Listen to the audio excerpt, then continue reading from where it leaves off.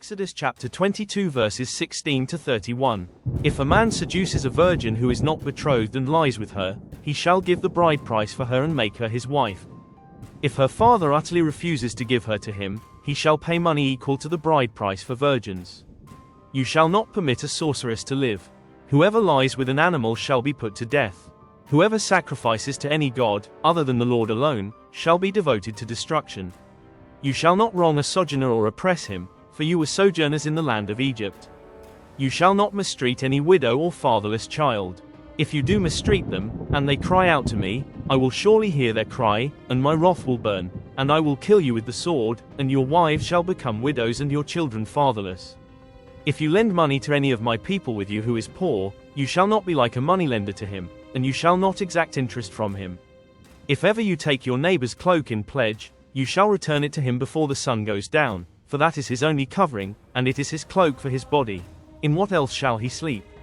And if he cries to me, I will hear, for I am compassionate. You shall not revile God, nor curse a ruler of your people. You shall not delay to offer from the fullness of your harvest and from the outflow of your presses. The firstborn of your sons you shall give to me. You shall do the same with your oxen and with your sheep. 7 days it shall be with its mother. On the 8th day you shall give it to me. You shall be consecrated to me. Therefore you shall not eat any flesh that is torn by beasts in the field. You shall throw it to the dogs. Exodus chapter 23. You shall not spread a false report. You shall not join hands with a wicked man to be a malicious witness. You shall not fall in with the many to do evil, nor shall you bear witness in a lawsuit, siding with the many, so as to pervert justice, nor shall you be partial to a poor man in his lawsuit. If you meet your enemy's ox or his donkey going astray, you shall bring it back to him. If you see the donkey of one who hates you lying down under its burden, you shall refrain from leaving him with it. You shall rescue it with him. You shall not pervert the justice due to your poor in his lawsuit. Keep far from a false charge, and do not kill the innocent and righteous, for I will not acquit the wicked. And you shall take no bribe, for a bribe blinds the clear-sighted and subverts the cause of those who are in the right. You shall not oppress a sojourner. You know the heart of a sojourner, for you were sojourners in the land of Egypt. Laws about the Sabbath and festivals. For 6 years you shall sow your land and gather in its yield, but the 7th year you shall let it rest and lie fallow, that the poor of your people may eat, and what they leave the beasts of the field may eat. You shall do likewise with your vineyard, and with your olive orchard.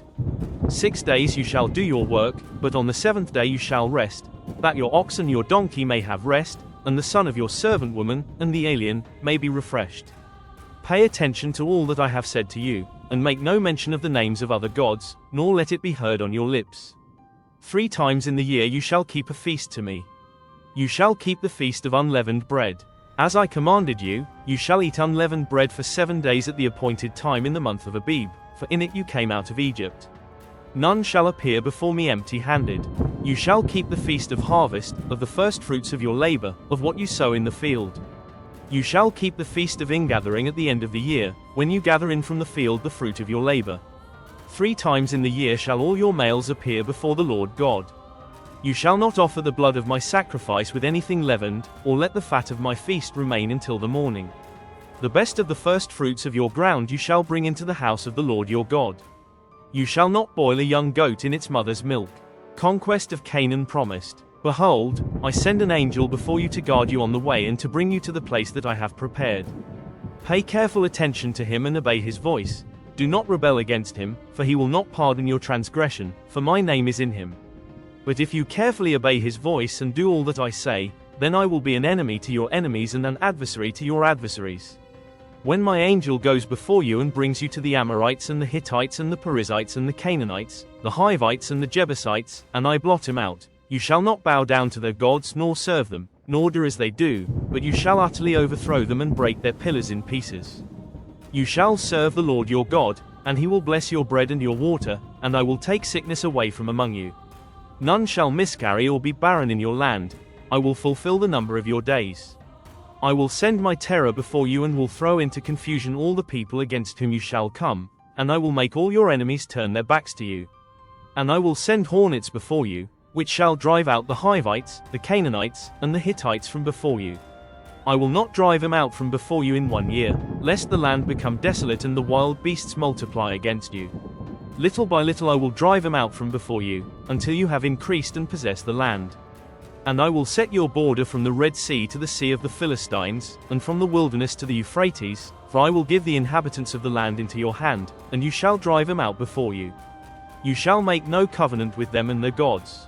They shall not dwell in your land, lest they make you sin against me. For if you serve their gods, it will surely be a snare to you.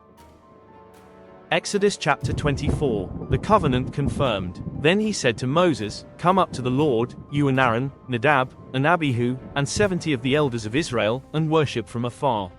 Moses alone shall come near to the Lord, but the others shall not come near, and the people shall not come up with him. Moses came and told the people all the words of the Lord and all the rules. And all the people answered with one voice and said, All the words that the Lord has spoken we will do. And Moses wrote down all the words of the Lord.